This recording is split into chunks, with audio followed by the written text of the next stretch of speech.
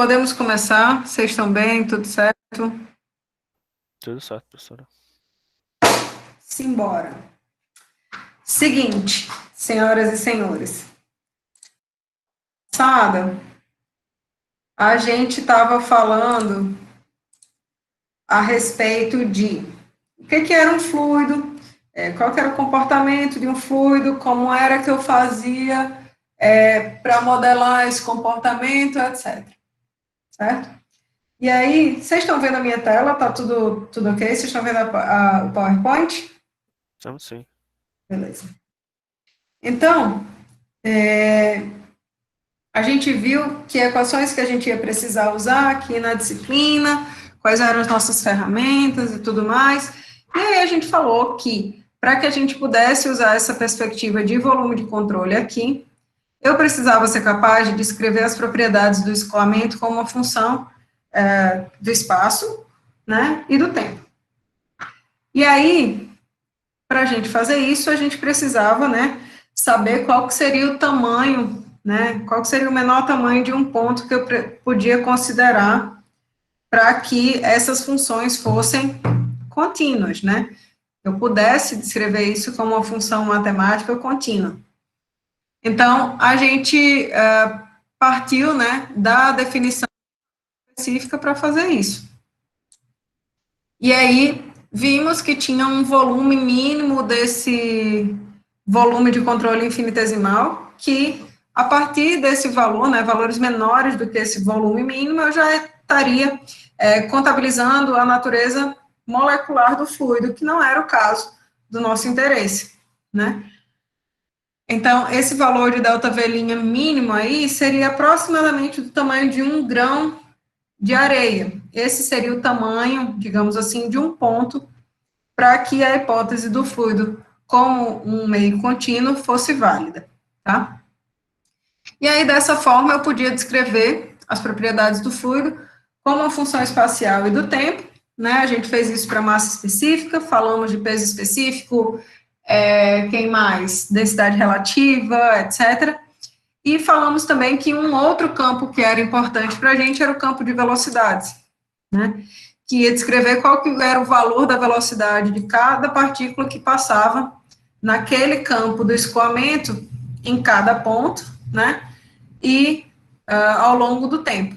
Então, com isso, a gente foi capaz de descrever esse escoamento como uni, bi ou tridimensional em função do tanto da quantidade de coordenadas espaciais que eu precisava para poder descrever esse campo de escoamento, certo? E aí, lembrando, né, que a gente tinha falado, ó, esse campo de escoamento, ele pode ser expresso em termos das componentes da velocidade em cada uma das direções. Então, na direção X, a gente tem a componente U, na direção Y, a componente V, na direção J, a componente W, certo? E cada uma delas pode ser função de X, Y, Z e T, ou seja, das coordenadas espaciais, né? Nesse caso, coordenadas cartesianas, que ele está falando aí, e uma coordenada temporal. E aí, com base nisso, é que eu dizia se esse escoamento era uni, bi ou tridimensional. Bom, isso foi a aula passada. O próximo campo que a gente vai precisar descrever é o campo de tensões, certo? E o campo de tensões, ele surge em decorrência da ação de forças, né, sobre esse meio fluido. E aí a gente tem dois tipos de forças. A gente tem as forças de campo e as forças de superfície, tá? Então, só para eu deixar aqui, fazer a apresentação, né, para vocês melhor dessa forma do conteúdo, tomei aí a tela inteira. Então, forças de campo são aquelas que agem através das partículas fluidas, certo? Então, elas dependem fundamentalmente do volume desse corpo. Então, a gente pode imaginar a força gravitacional como uma força de campo, força eletromagnética como uma força de campo, né? E ela age em toda essa massa fluida, tá? Já as forças de superfície, elas são geradas pelo contato entre as partículas fluidas, né, entre uma partícula e outra, seria essa força referente à interação do fluido com alguma outra partícula fluida ou fluido com alguma superfície sólida, certo? E forças de superfície geram tensões, certo?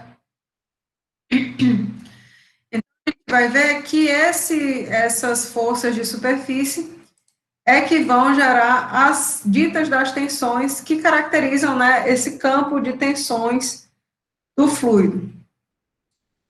Então, se a gente considerar, por exemplo, um meio aqui fluido qualquer, né, e sobre ele atua em uma força infinitesimal, dFzinho aqui, sobre uma área infinitesimal dessa superfície aqui do fluido, né?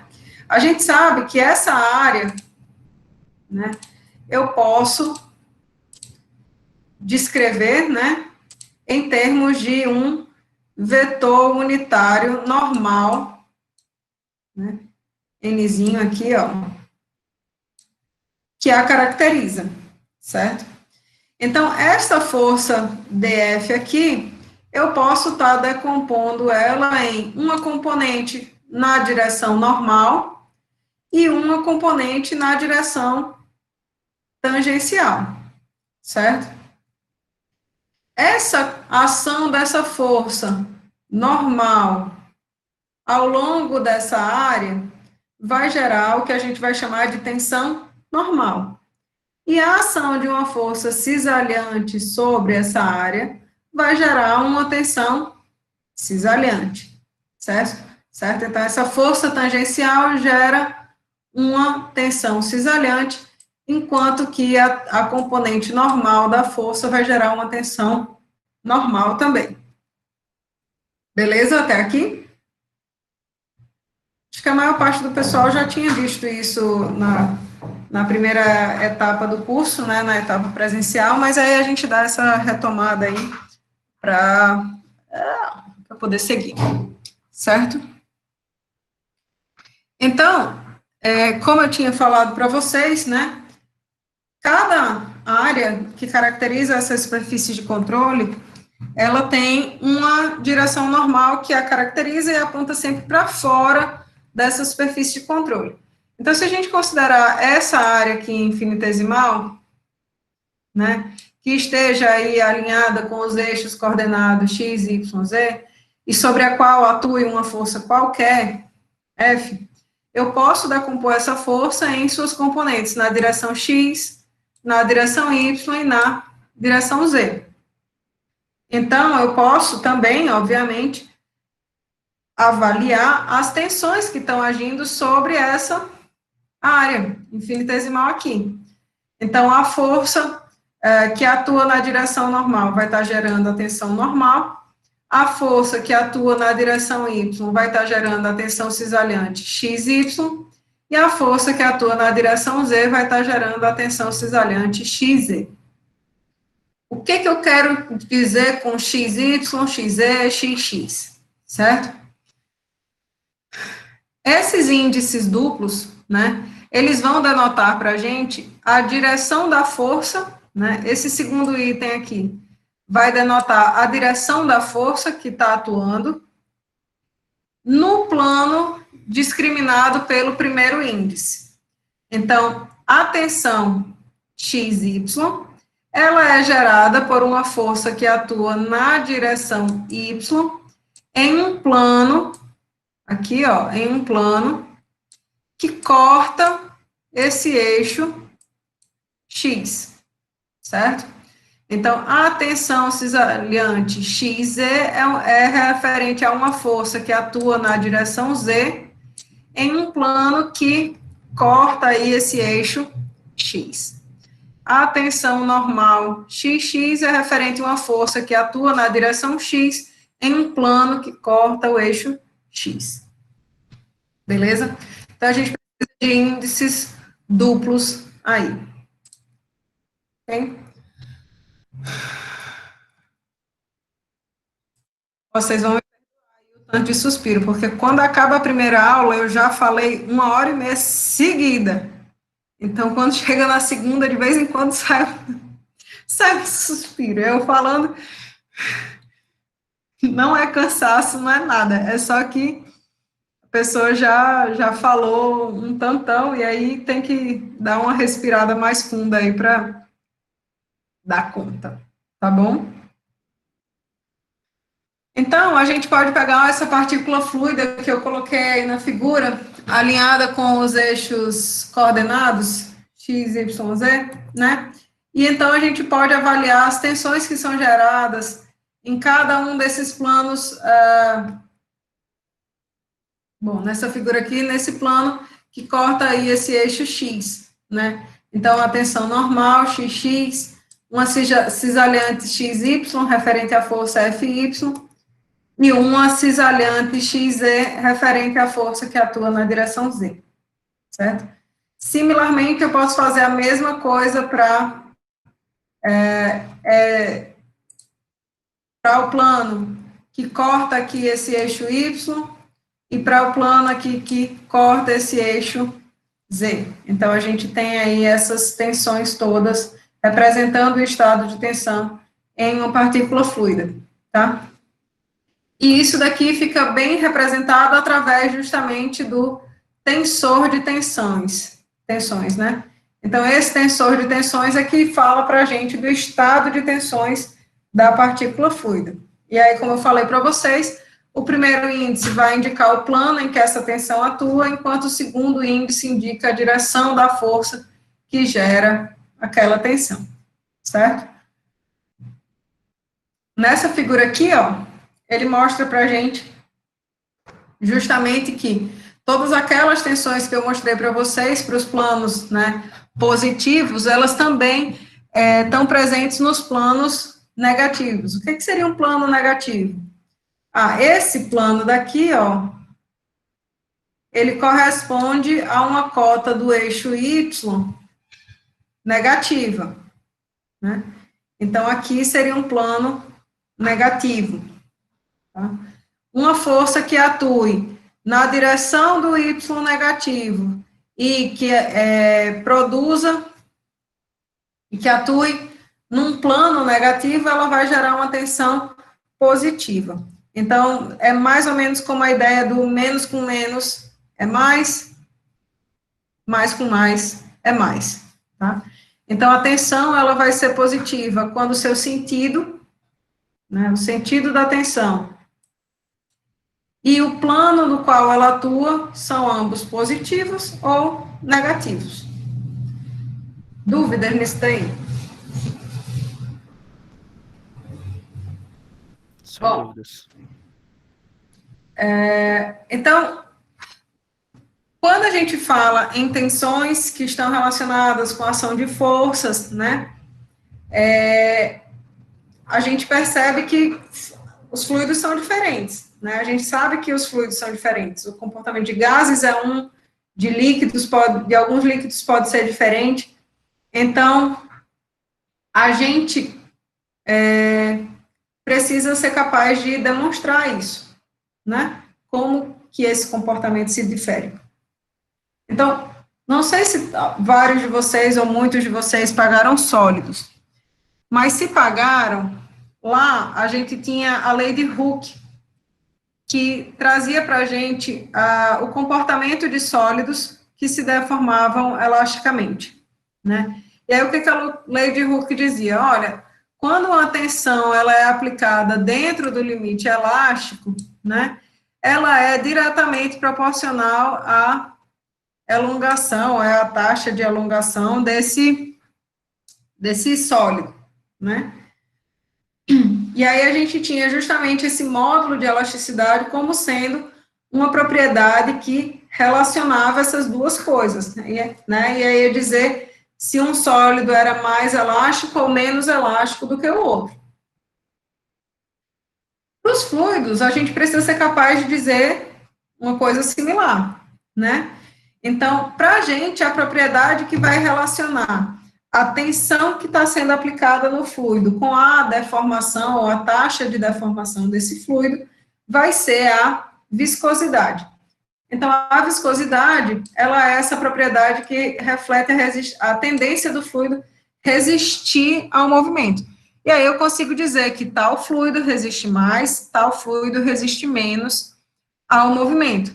Tal fluido é mais viscoso ou menos viscoso do que outro, certo?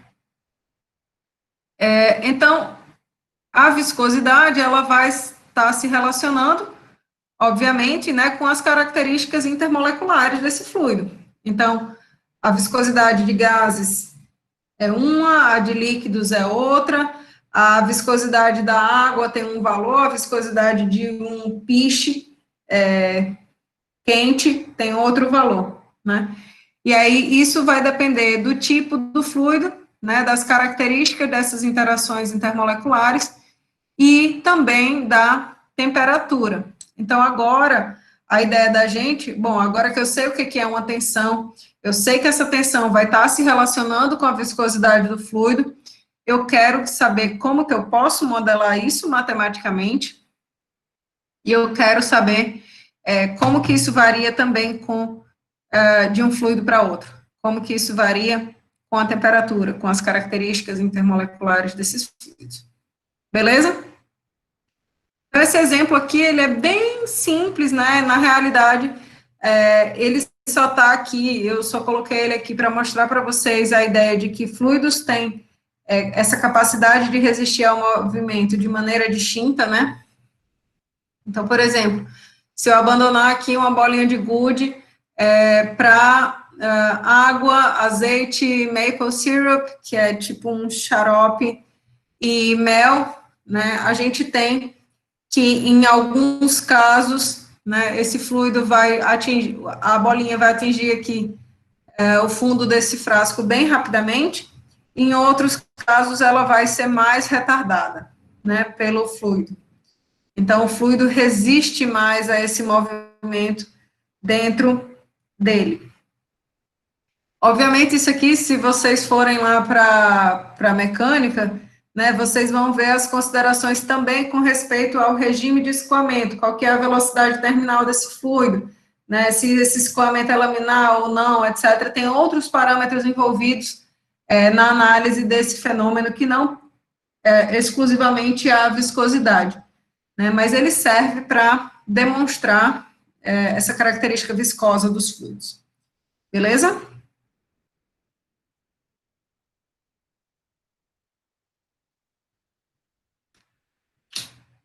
Assim sendo, eu falei para vocês que a gente ia precisar de uma relação, né, entre, como a lei de Hooke, ela trazia a relação entre a tensão e a taxa de deformação, elongação do sólido, né, aqui a gente vai buscar também uma expressão que relacione a tensão que está sendo aplicada no fluido e a taxa de deformação dele, certo? Então, se a gente pegar aqui, né, duas placas planas, distantes entre si dessa distância aqui, ΔY, e aí eu preencho esse espaço entre essas duas placas com um fluido qualquer, e promovo o movimento dessa placa superior pela ação dessa força, ΔF aqui. Opa, Cacilda. Eu queria que o PowerPoint me deixasse desfazer uma anotação que eu coloquei na tela, mas ele não. Tem que sair da apresentação e voltar para a apresentação. Pelo menos, assim, é o que meu nível de pedreiragem me permite entender até agora. Né? Mas vamos lá. Então, se eu promover esse movimento da placa superior, a gente já tinha dito que pela condição de não escorregamento, esse fluido ele vai ser solidário a esse contorno sólido e ele vai se deslocar desde essa posição M para a posição M', né, em decorrência da ação dessa força.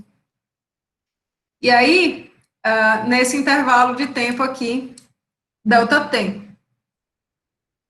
E aí a gente observa, né, a formação desse ângulo aqui, alfa, não é mesmo? Então, a tensão que está sendo aplicada se relaciona à força que eu apliquei, né, sobre essa área de contato entre o fluido e a placa. Beleza. Eu agora quero saber como que isso se relaciona com a deformação que esse fluido está sofrendo, certo? Então, a deformação que esse fluido está sofrendo está se relacionando, ou está sendo expressa para a gente, através desse ângulo aqui, alfa, certo? Se a gente pegar esse ângulo alfa aí, a gente pode ver que ele é um ângulo que pode ser pequeno no intervalo de tempo infinitesimal, não é isso? E a tangente de alfa, ela vai ser igual, né, a cateto oposto, delta I, delta L, que seria a distância, né, que esse fluido percorreu no intervalo de tempo delta T, dividido pelo cateto adjacente. Esse cateto adjacente aqui é justamente delta Y, certo? Então, ó, a tangente desse ângulo delta alfa é justamente cateto oposto, delta L, dividido pelo cateto adjacente, delta Y, certo? Se esse ângulo for pequeno, delta alfa a tangente de alfa é aproximadamente o próprio ângulozinho infinitesimal alfa, não é isso? Além disso, eu posso relacionar essa distância que o fluido percorreu aqui, né, à velocidade com que essa placa se moveu. Então, eu posso dizer que essa distância que o fluido percorreu, ΔL, ela é o produto da velocidade com que a placa está se movimentando, e, consequentemente, o fluido também, naquele intervalo de tempo ΔT. Se eu substituir isso aqui, vocês concordam comigo que eu vou dizer, então, que d alfa é igual a du dt sobre dy? Então, na hora que eu dividir alfa por dt, porque eu estou procurando uma taxa de deformação, toda taxa é alguma coisa por unidade de tempo, por quantidade de tempo, né? Então, essa taxa de deformação, ela vai poder ser expressa, então, por du dy. E o que representa du dy, né? du dy, pessoal, vai dar para a gente a informação de como que a velocidade da camada de fluido U varia ao longo da cota Y, tá? Então, du dy vai ser a derivada desse perfil aqui, ó, de velocidades, certo? No caso dessa figura aqui, esse perfil de velocidades é uma reta, mas não necessariamente. Pode ser uma parábola, pode ser algum outro equacionamento, uma lei de potência, enfim, certo? Então, o que acontece é que a força F atua numa área A de contato entre as placas, resulta em uma tensão cisalhante, certo? Essa tensão cisalhante, ela vai se relacionar com as características do fluido justamente através desse perfil de velocidades du dy, certo? E a propriedade que relaciona essas duas coisas, né, a tensão e a taxa de deformação, é justamente a viscosidade do fluido. Eita. Ah, caramba. Então, a lei da viscosidade de Newton, ela também é uma relação empírica, né, que vai retratar justamente o comportamento de um fluido que está sujeito à ação de uma tensão cisalhante, tá? Fluidos ditos newtonianos são fluidos que obedecem a essa relação aqui, certo? Então, são fluidos de comportamento que a gente diz linear. Por que comportamento linear? Porque se eu fizer um gráfico de tensão cisalhante pela taxa, coordenação da pessoa, terrível. Se eu fizer um gráfico de tensão cisalhante versus a taxa de deformação do fluido, isso aqui vai ser uma reta. E aí, o coeficiente angular dessa reta vai me dar a informação justamente da viscosidade desse fluido. Ok, senhoras e senhores? Show de bola. Ótimo. Essa seria o que a gente chama de viscosidade absoluta, né? Viscosidade dinâmica do fluido. Ela relaciona a tensão com a taxa de deformação, né? E aí as dimensões disso daqui são de força por área, né, que seria a tensão, vezes sobre 1 sobre tempo. Então, força vezes tempo por comprimento ao quadrado. Isso aqui tem dimensões, então, de Pascal vezes segundo. Dimensão não, unidades de Pascal vezes segundo no SI. No sistema CGS, a unidade que se utiliza é o POASE, certo? Então, 1 Pascal por segundo vale 10 POASes. Em geral, a gente usa essa informação da viscosidade em centipoases, tá?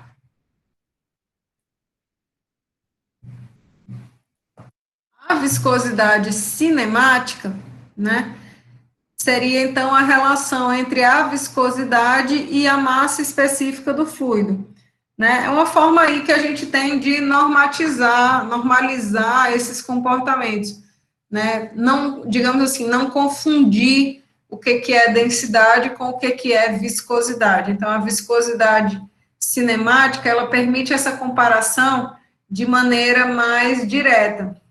Tal fluido tem viscosidade cinemática maior ou menor que tal outro fluido, certo? Então, quando eu uso o conceito de viscosidade cinemática, eu deixo de, quer dizer, na realidade, eu contabilizo a massa específica desse fluido, né? Então, eu tenho informação, digamos assim, mais comparativa do que puramente a viscosidade absoluta, certo? Compreenderam essa ideia de comparação entre um e outro? Entendi. Pronto.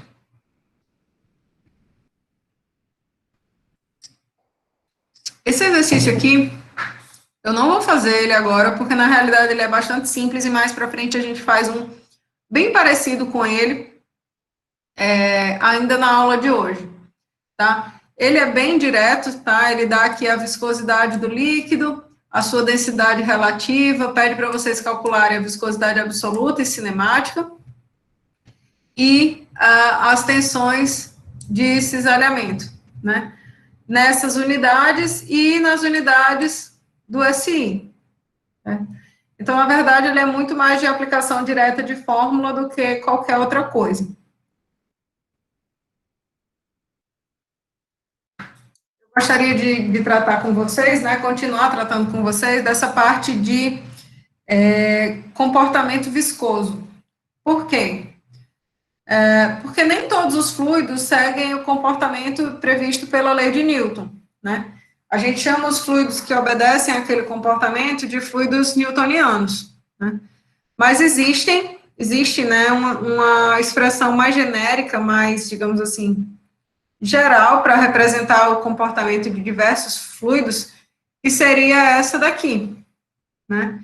Que relaciona a tensão cisalhante a um índice que ele chama de consistência e a um índice de comportamento segundo uma lei de potência, junto com a taxa de deformação. Então, essa expressão, ela engloba uma quantidade maior de fluidos, né? E aí, se esse índice de comportamento N aqui em cima, ele vale 1, e esse índice de consistência, ele vale μ, então a gente tem o comportamento do fluido newtoniano. Percebem que a gente retorna para essa expressão aqui? Tal igual a μ du dy, porque justamente K é μ e N é 1.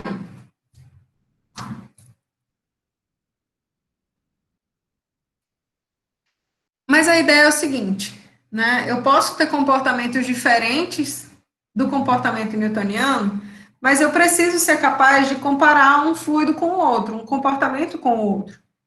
Então, a ideia é eu ter uma expressão genérica que represente uma quantidade maior de fluidos, né? Mas que eu possa representar o comportamento desses fluidos, ainda assim, através de uma expressão similar à expressão dos fluidos newtonianos. Então, o que acontece? Vocês concordam comigo que se eu passar dessa expressão aqui para essa daqui, eu não fiz nada? Porque a única coisa que tem de diferente dessa expressão superior para essa expressão do meio é que esse expoente n ele foi separado em du dy elevado a n menos 1 vezes du dy. Então, se eu multiplicar esses dois termos, eu vou voltar a ter du dy elevado a n, né? Esse termo aqui, que está em negrito e eu estou destacando agora, a gente pode chamar de viscosidade aparente do fluido, certo? Essa viscosidade aparente do fluido, para os fluidos que não são newtonianos, né, ela vai representar aí como que esses fluidos, como que o comportamento reológico desses fluidos varia quando a taxa de deformação que está sendo aplicada varia, beleza? E aí eu posso, ó, substituindo esse termo aqui pela viscosidade aparente, obter uma expressão que é idêntica à expressão dos fluidos newtonianos, né? Mas que eu sei que esse termo de viscosidade aparente, na realidade, ele não é constante com a taxa de deformação, ele varia, beleza? Então, a gente pode avaliar e mostrar esses comportamentos dos fluidos num gráfico como esses daqui, em gráficos como esses daqui. Então, ó, para o fluido newtoniano, a gente consegue ver a relação linear facilmente entre a tensão cisalhante e a taxa de deformação. Mas vão existir fluidos que essa relação ela não vai ser linear, né? Vão existir fluidos que vai haver o aumento da viscosidade aparente, e vão haver fluidos em que vai haver a diminuição dessa viscosidade aparente na medida que a taxa de deformação cresce. E aí a gente vai chamar esses fluidos de dilatantes ou pseudoplásticos, tá? Esse gráfico aqui, ó, ele traz mais claramente essa diferença de comportamento, né?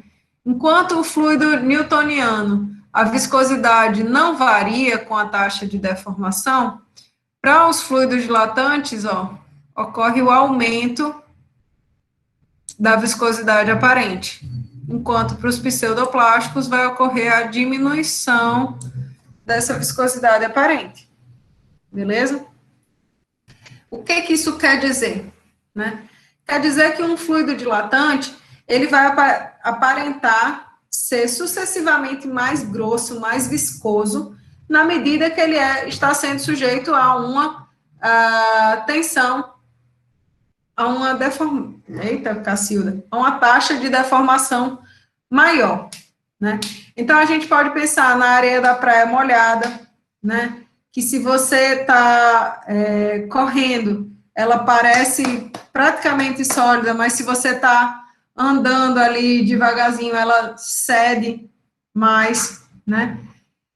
Então, quando a taxa de deformação ela é alta, a areia da praia ela está se comportando como um fluido, né? Digamos assim, mais viscoso do que quando ela está sujeita a uma tensão menor. Solução de goma de tapioca também tem esse mesmo comportamento.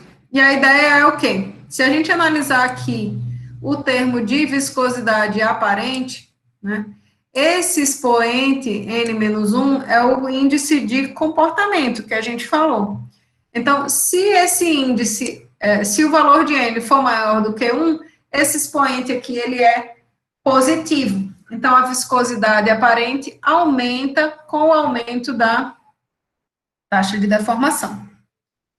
E aí, o comportamento oposto, a gente vê para os fluidos pseudoplásticos. Como esse índice de comportamento ele é menor do que a unidade, então esse expoente aqui ele se torna negativo e a viscosidade aparente vai diminuir com o aumento da taxa de deformação, certo? Outros fluidos que também são importantes para a gente são os fluidos ditos plástico de Bingham. Esses fluidos plásticos de Bingham, eles têm o comportamento de um fluido newtoniano, né? Então, eles têm um comportamento de linear da tensão com a taxa de deformação, quando um limite mínimo, né, um valor mínimo de tensão é superado. Então, só ocorre o escoamento de um fluido plástico de Bingham depois que se passa desse valor mínimo aqui de tensão cisalhante. E aí ele tem o comportamento, né, linear como um fluido newtoniano. Ele não é um fluido newtoniano, ele é um fluido plástico de Bingham. Por quê? Porque o fluido newtoniano, ele não precisa dessa tensão mínima aqui ser superada para que ele comece a escoar. Beleza? Dúvidas até agora? Não, até agora não.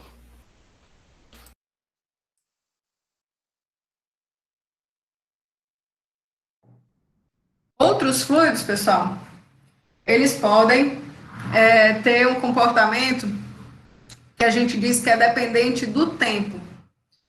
Além dessas características, né, de não ser um fluido newtoniano, esses fluidos, eles têm essa dependência temporal. O que ele quer dizer? O que quer dizer com isso?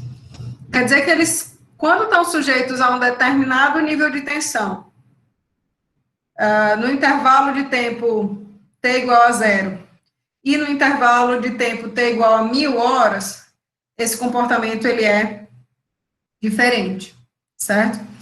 Então, um exemplo bem claro disso é lama de rejeito de mineração, né?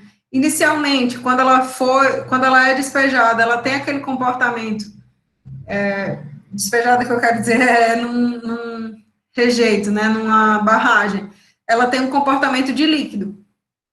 Depois de alguns dias, quando você vê, ela está praticamente sólida, né? Então, ela tem comportamento diferente quando ela está sujeita a um nível de tensão diferente. Quer dizer, no mesmo nível de tensão, mas com tempos diferentes. Mesma coisa a gente verifica quando a gente observa aquele acidente lá de Brumadinho, né? A lama começou a escoar. Nos primeiros dias, se conseguia resgatar algum corpo de alguma pessoa, porque essa lama ainda estava líquida, né? Mas, com o passar dos dias, a recuperação de pessoas daquele desastre se tornou inviável. Por quê? Porque aquilo ali, ela muda de comportamento com o tempo. Então, ela se tornou, no caso, mais viscosa, né? Então, a gente tem o comportamento... Opa, Lelê. A gente tem o comportamento de fluidos viscosos, de fluidos tixotrópicos, né? Que seriam aqueles que a viscosidade aparente diminui com o tempo numa mesma tensão, e fluidos reopédicos seriam aqueles em que a viscosidade aparente aumenta com o tempo sob uma mesma tensão. Porém, o tratamento desses fluidos foge do escopo da gente daqui, da disciplina, ok? E aí, o que há? O que acontece? A viscosidade, eu tinha dito para vocês que é uma propriedade que ela vai ser dependente das características intermoleculares desse fluido, né? Então, ela vai estar sujeita à ação de variáveis externas, como pressão, temperatura, não é isso? Então, para líquidos, a gente diz que a viscosidade absoluta, ela praticamente independe da pressão, né? E lembrem, viscosidade absoluta é simplesmente μ, não tem qualquer ponderação com a massa específica.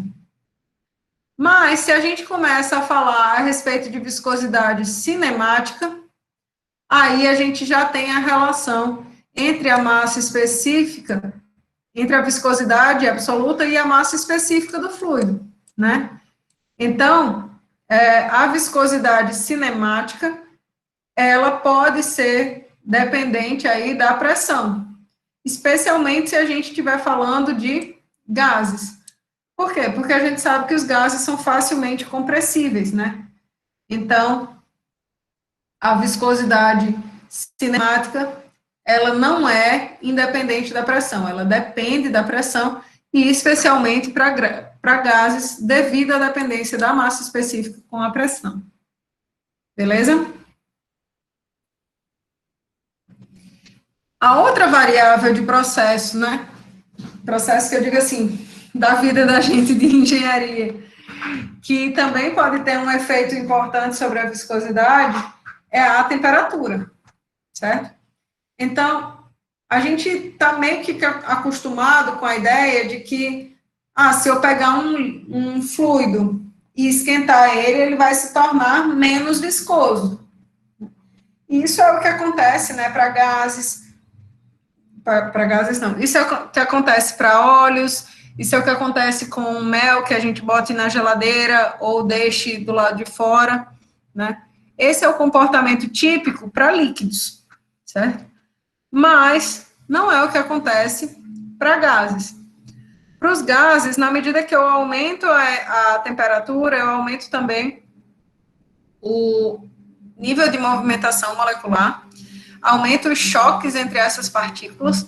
Então, o que a gente causa, na realidade, é um aumento da viscosidade. Então, enquanto para líquidos, né, eu aumentar a temperatura significa diminuir a viscosidade do líquido, água, mel, gasolina, óleo, enfim. Para gases, a ideia é diferente. Na hora que eu aumento a temperatura, eu faço com que essas moléculas interajam muito mais entre si, e então ele se torne mais viscoso, seja mais difícil de escoar. Aumenta a resistência desses gases ao escoamento. Opa, Lele, já está tudo resolvido ali. Desculpa, meu povo.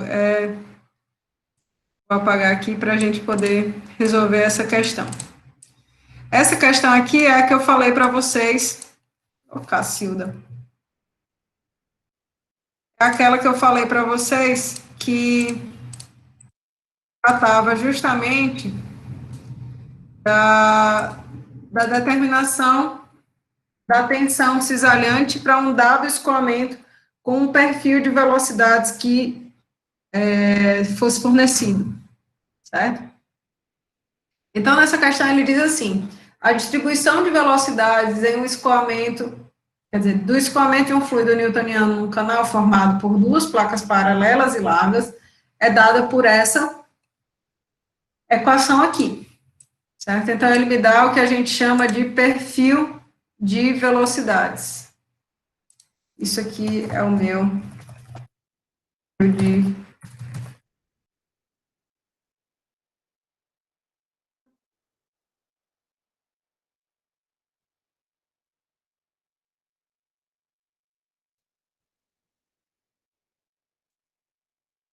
E aí ele dá as informações de qual que é o valor da velocidade V, qual que é a viscosidade dinâmica desse fluido, né, admita qual que é o valor de H, né, sendo 5 milímetros, e aí ele pede a tensão de cisalhamento na parede inferior e a tensão de cisalhamento no plano central, certo? A tensão, ele fala na questão primeiro, né, que esse fluido é newtoniano, mas se ele não disser, vocês vão considerar, tá? A maioria dos fluidos newtoniana. E aí ele pede para calcular a tensão de cisalhamento em duas condições. O que a gente vai fazer? A gente sabe que para os fluidos newtonianos,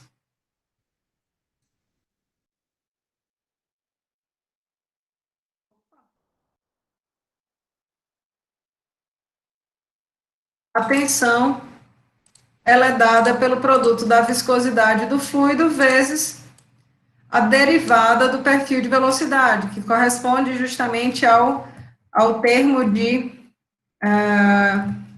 taxa de deformação desse fluido. Então, se a gente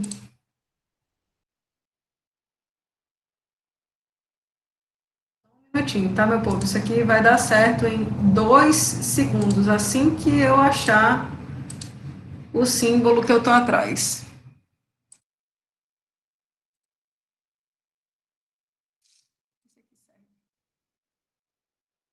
Então, se eu quero calcular, né, a tensão cisalhante em algum ponto algum ponto qualquer, né, eu multiplico a viscosidade desse fluido vezes a derivada do perfil de velocidades naquele ponto. Y igual a o ponto qualquer, certo? Então, o que a gente precisa para resolver essa questão aqui seria pegar a equação do perfil de velocidades, calcular a derivada desse perfil, seria du dy. Opa. Aí a gente consegue ver que du dy seria 3 meios de v, que multiplica menos 2y sobre h quadrado. Opa, Cacilda. Menos 2y sobre h quadrado. Não é isso?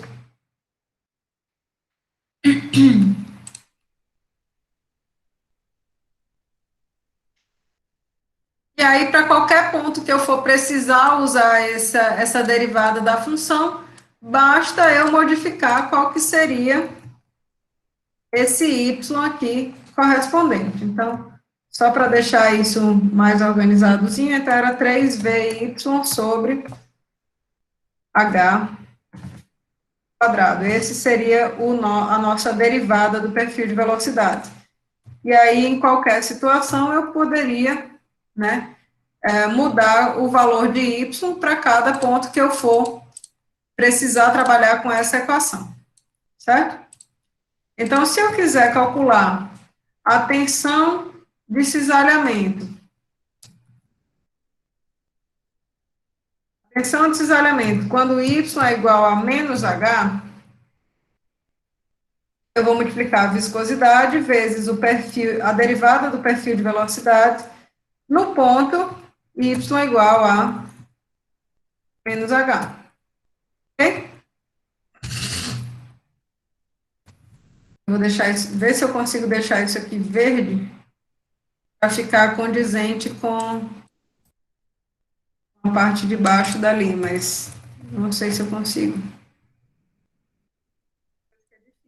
Aqui nesse PowerPoint.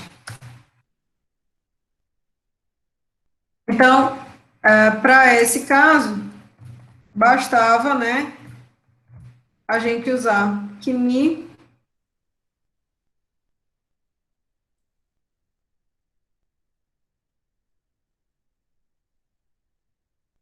multiplicava menos 3v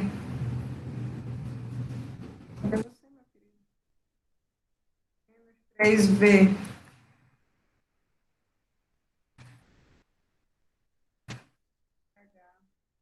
quadrado. Então, isso aqui ficaria 3v sobre h vezes a viscosidade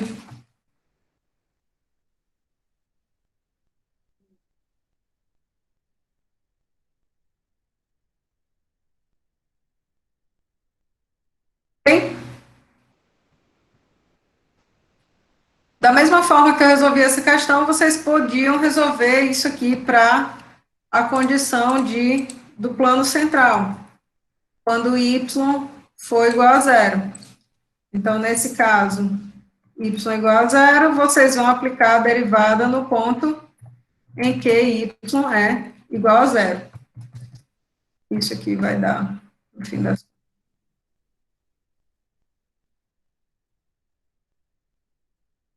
Dúvidas nessa questão, meu povo?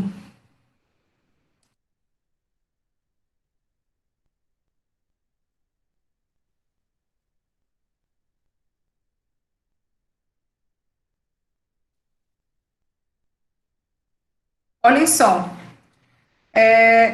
eu poderia ou não poderia ter dado esta figura nessa questão, certo?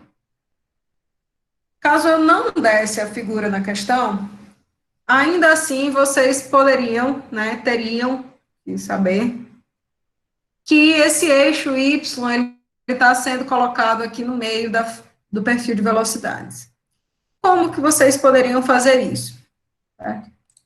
Em posse dessa informação, que é a informação do perfil de velocidades, vocês podiam testar duas condições, que é a condição quando eu estiver trabalhando na parede, que a gente sabe que a velocidade tem que ser igual à velocidade da parede, seria zero,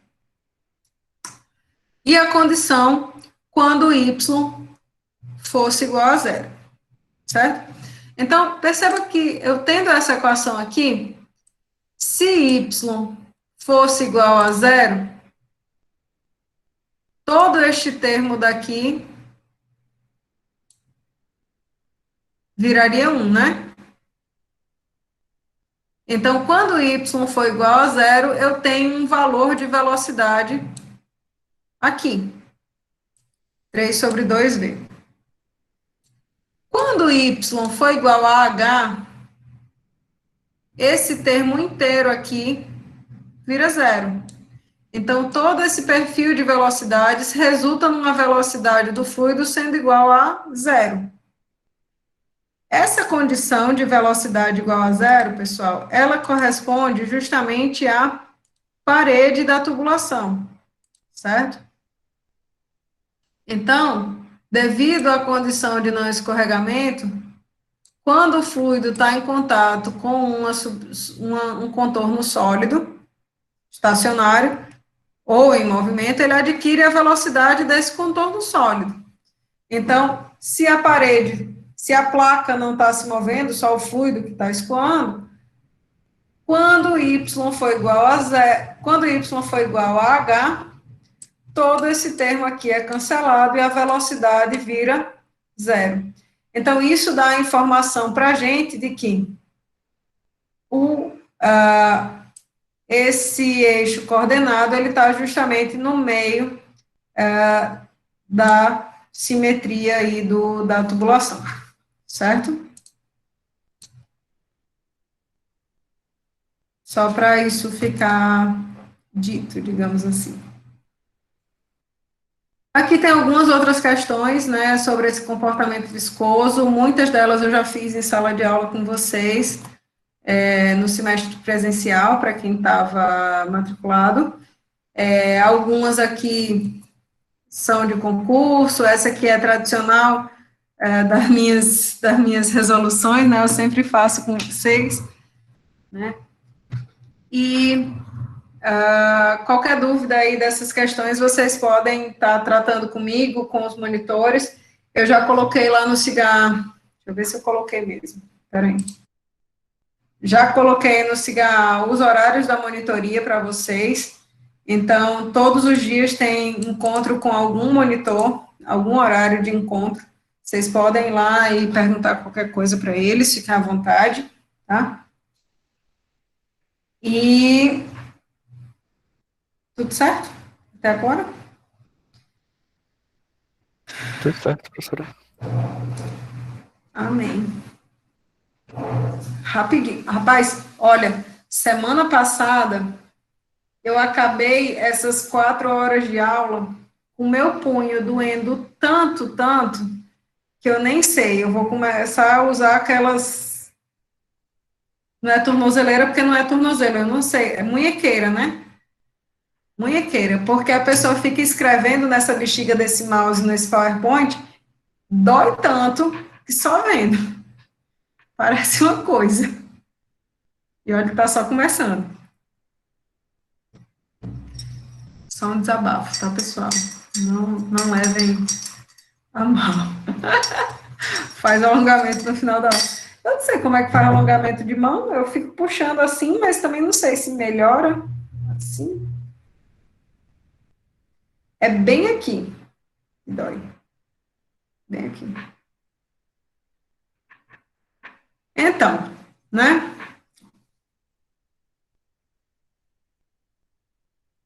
Virgem Maria. E agora, eu faço alongamento?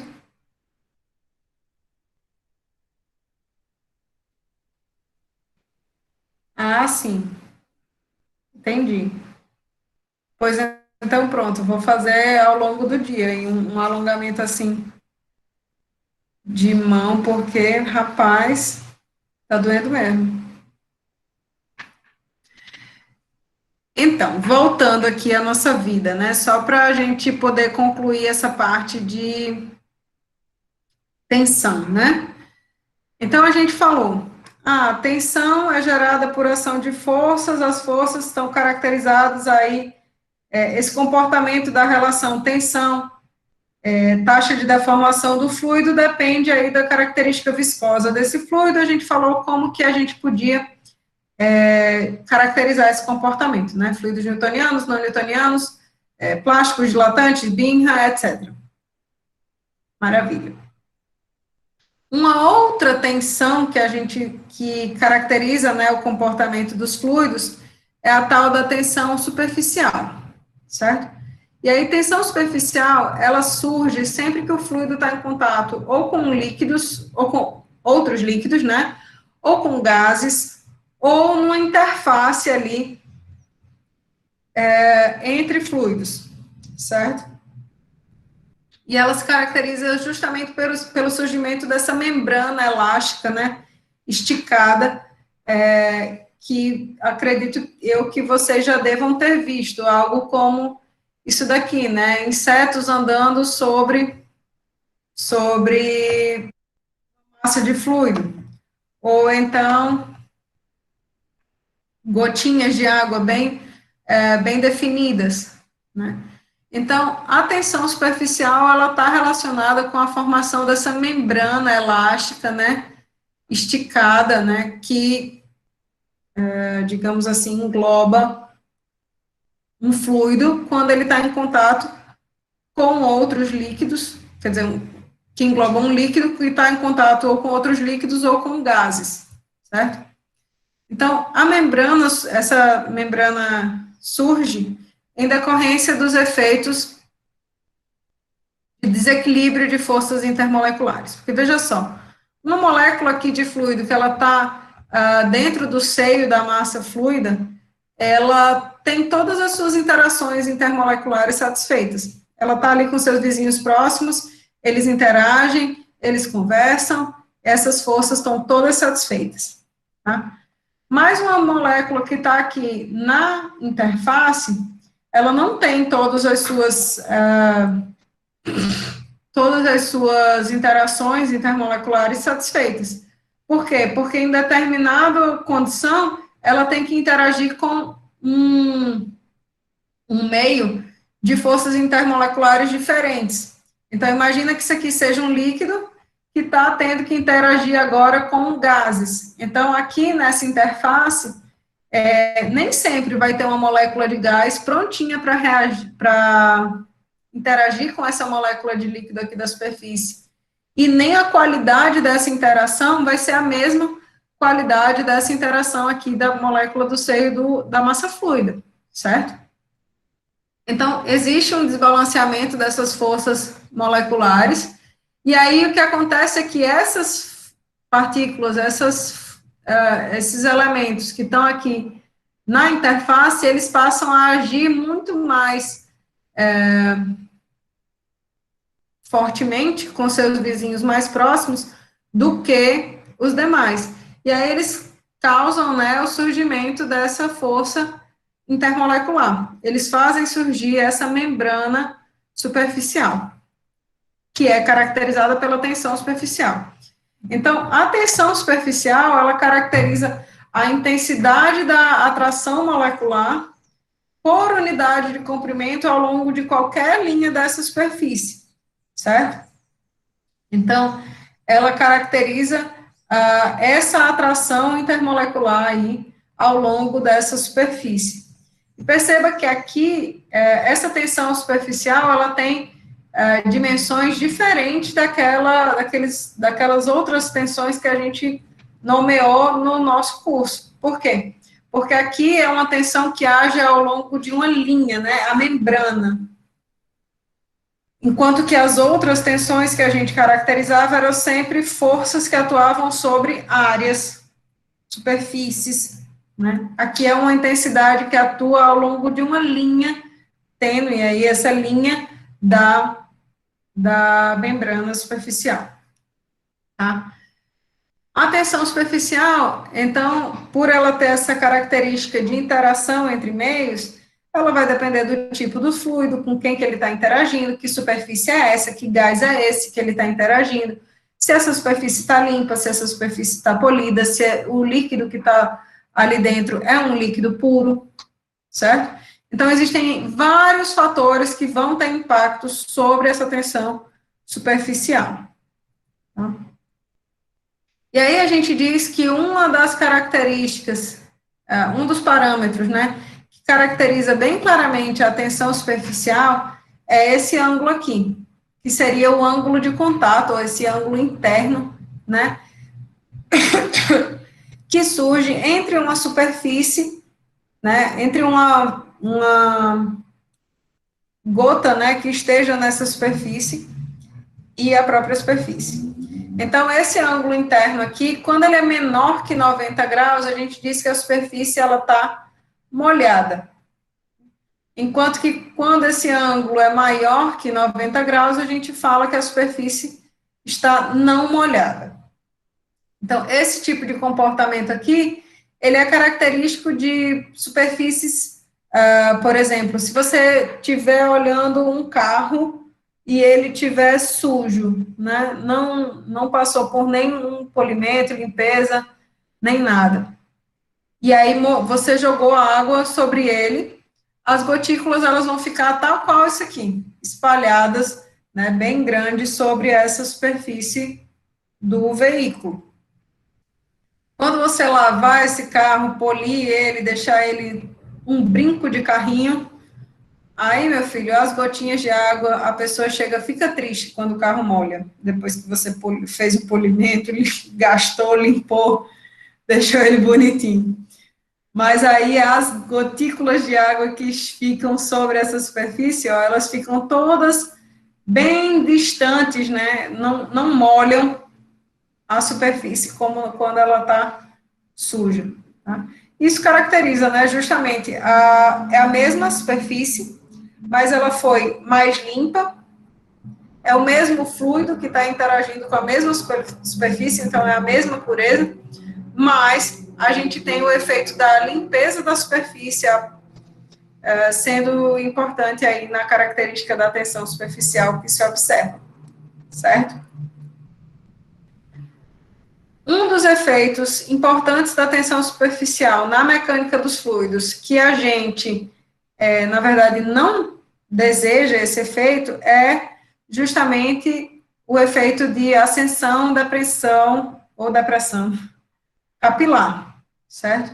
Então, o que acontece? Quando você tem tubulações de diâmetro muito pequeno, o fluido ele interage por capilaridade com essa superfície, né, e ele tende a ascender ou descer dentro dessa tubulação, certo?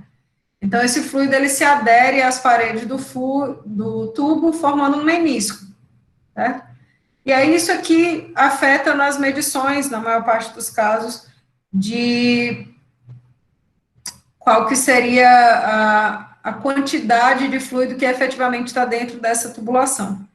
Então, isso é muito importante, principalmente para o pessoal da área da saúde, porque se você, imagina você ter que ministrar uma droga para um paciente que precisa de uma quantidade bastante pequena, aquilo ali vai ter que interagir com uma veia também de diâmetro bem pequeno, ou sei lá, de uma criança, enfim, e aí você tem que ser capaz de fazer essas medições com precisão, né? Então, esse efeito de tensão superficial, ele é altamente indesejado nesse caso. Mas a gente pode, né, calcular quanto que seria de fluido que estaria contido nessa parcela da tubulação em decorrência do efeito, por exemplo, da tensão superficial, certo? Então, se a gente considerar uma situação em que esse fluido esteja em equilíbrio dentro dessa tubulação de diâmetro pequeno, né, a tensão superficial que age aqui nesse menisco, ela pode ser expressa, né? A força relativa à tensão superficial, ela pode ser expressa aí pelo produto tensão vezes esse comprimento da circunferência. Por quê? Porque a gente já tinha dito que a força referente à tensão superficial era o produto FDL, né? Então, ao longo do comprimento dessa tubulação circular, né? Então, a gente teria tal vezes 2πr, que seria o comprimento dessa circunferência. Essa seria a força referente à tensão superficial. A força referente a essa tensão superficial, uma parcela dessa força estaria, então, equilibrando o peso do fluido que subiu em decorrência da aderência, né, da capilaridade. Então, a gente disse que essa componente Fz teria que ser igual ao peso do fluido que está sendo sustentado por ela, certo? Então, Fz teria que ser igual ao peso. E aí, se a gente fizer a decomposição dessa força aqui, a gente consegue ver que o cosseno desse ângulo se relaciona com... Só um minutinho. Ai, desculpa aí. Obrigada. A gente consegue ver... né? A gente também espia no modo virtual. Ai, meu Deus. A gente consegue ver, né, que essa tensão, essa força referente à tensão superficial, eu posso decompor ela com a sua componente nessa direção Z, que seria quem estaria sendo interessante para a gente, né, porque estaria equilibrando esse peso do fluido. E aí, a gente tem esse ângulo, né, de contato característico aí do fluido com essa superfície. Então, o cosseno desse ângulo aqui seria dado pelo cateto adjacente, Fz, dividido pela hipotenusa, que seria a força referente à tensão superficial. Então, o cosseno desse ângulo seria Fz sobre 2πr tensão. Então, esse termo daqui seria justamente Fz. E já o peso do fluido, ó, ele seria dado justamente pelo volume do fluido que foi deslocado em decorrência do efeito de capilaridade, vezes a massa específica, volume vezes massa específica é igual a massa do fluido, né, vezes a aceleração da gravidade. Então, com essa expressão, a gente consegue cancelar alguns termos, né, esse 2π cancela esse π aqui, esse r daqui, E aí a gente consegue verificar como que a ascensão capilar varia, né, para um dado par fluido superfície com o diâmetro da tubulação. Então, a gente pode obter um gráfico como esse daqui, em que se foi modelado, né, se foi avaliado esse comportamento de ascensão capilar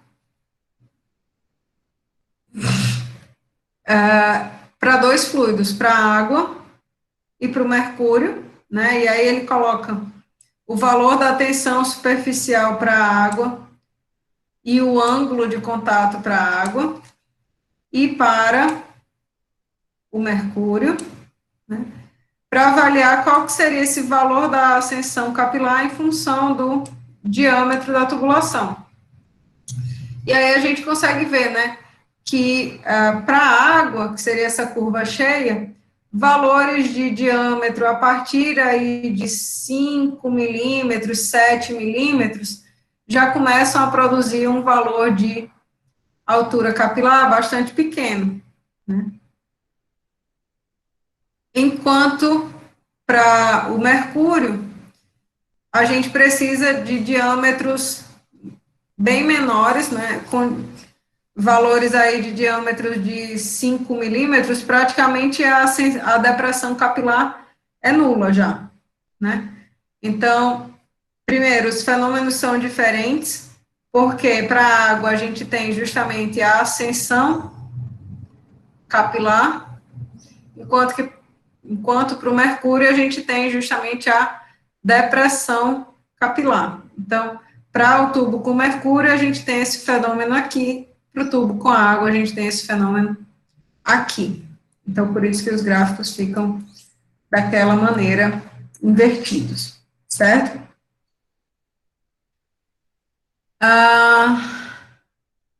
Essa parte aqui, pessoal, eu vou, na realidade, isso eu acho que já está tudo na apostila de vocês, não é muita coisa, eu vou só falar realmente, tá? A gente fala isso meio que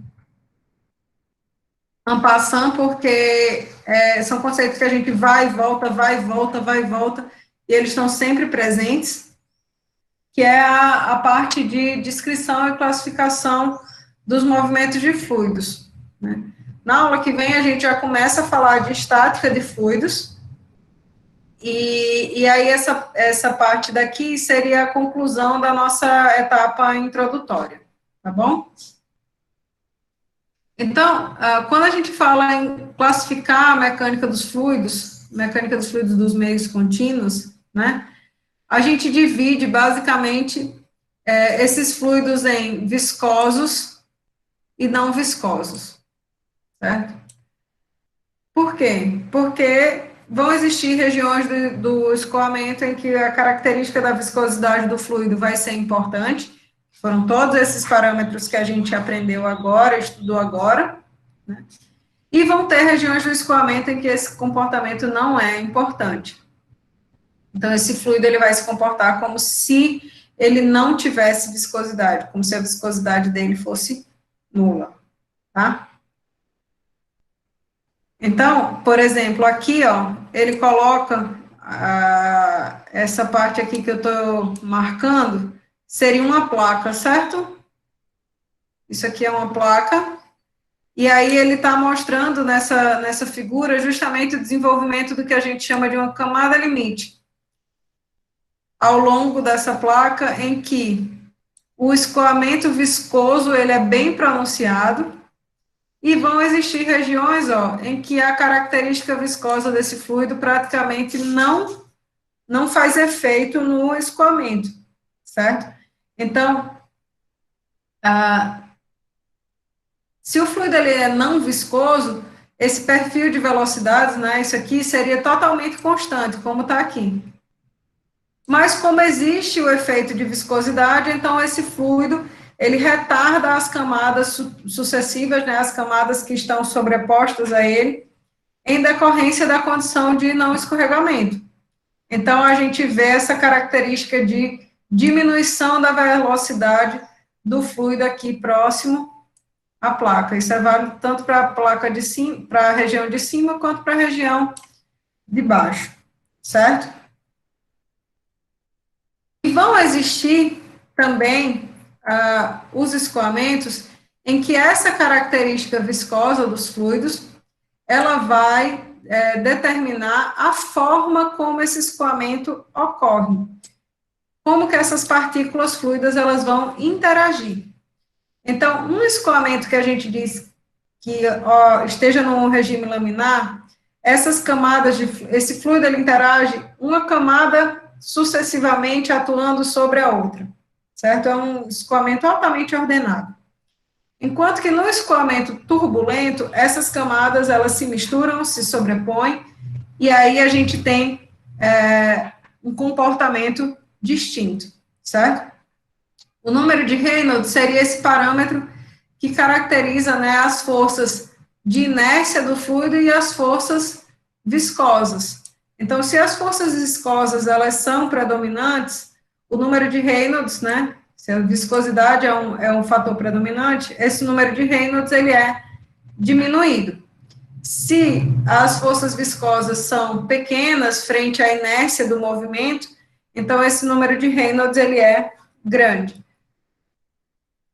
E aí, esse tipo de experimento aqui, que foi o experimento justamente de Reynolds, evidenciou justamente esses regimes de escoamento, né?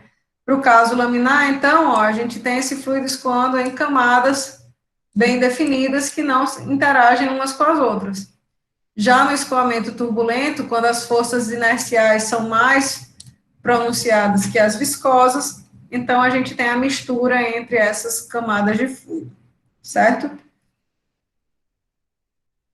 Além dessa característica, a gente tem a característica se o escoamento que a gente vai estar trabalhando, ele vai ser compressível ou incompressível. O parâmetro que vai dizer para a gente se o escoamento ele é compressível ou não é o número de Mach. Então, o número de Reynolds caracteriza para a gente se o escoamento ele é laminar ou turbulento, né? Ele dá a medida da importância da viscosidade desse escoamento, enquanto o número de Mach ele dá para a gente a medida da importância da compressibilidade desse fluido, certo? Então, o número de Mach, ele relaciona justamente a velocidade em que o fluido está escoando com a velocidade do som. Para número de Mach menor do que 1, a gente tem escoamento subsônico e maior do que 1, supersônico. Ótimo. Mas o que isso diz respeito à compressibilidade? Esse gráfico aqui, ó, ele traz, ó, peso específico dividido por peso específico inicial em função do número de Mach, tá? E aí a gente consegue ver, ó, que até o valor de Mach igual a 0,3, esse valor de relação Y por Y0, gama por gama zero, que seria peso específico por peso específico original, ele não varia nem 10, 5%, ó, com relação ao valor original. A partir desse limite, a gente já percebe maiores variações. Então, a gente diz que para Mach menor do que 0,3, o escoamento de qualquer fluido, seja líquido ou gás, é um escoamento incompressível, considerado incompressível, certo? E aí, a outra caracterização que tinha lá naquela tabela era justamente se o escoamento ele era interno ou externo. E aí, escoamentos internos são aqueles que vão ocorrer dentro de tubulações, né, completamente. Percebam, a palavra completamente, ela é importante nessa definição. Completamente envoltos por superfícies sólidas, né, a gente chama de escoamento em dutos, tubos, escoamento interno. Enquanto os escoamentos externos são aqueles que ocorrem em corpos que estão imersos em um fluido não contido, né? Então, a gente fala do escoamento ao redor de um carro, de uma bola, dos nossos corpos, enfim, como escoamentos externos, certo? Então, essa seria a nossa primeira parte, a parte inicial do nosso curso E aí, qualquer coisa, vocês digam aí se vocês têm dúvidas, o que vocês querem mais, se estão entendendo. Eu coloquei os horários da monitoria já. Aí, seria isso por hoje, pessoal. Eu vou lhe dizer que eu sempre me perco com o horário dessa segunda aula. Para mim, ela acaba de 4h30, mas eu não. É 4h35. É isso mesmo. Tudo de boa, né? Pois então, pronto. Eu vou tentar colocar aí no YouTube essa aula de hoje e as demais, porque. Que bom, pessoal. Sim, Arthur, a aula vai ser postada. Eu quero postar ainda hoje, mas o YouTube, na verdade, eu coloquei as coisas lá, aí ele disse assim: Ó, você não pode fazer isso, porque você não é. A gente não sabe se você é uma pessoa ou um robô, sabe? Por favor, meu querido, me poupe. Mas aí eu vou ver se eu contorno essa situação e coloco lá, tá bom?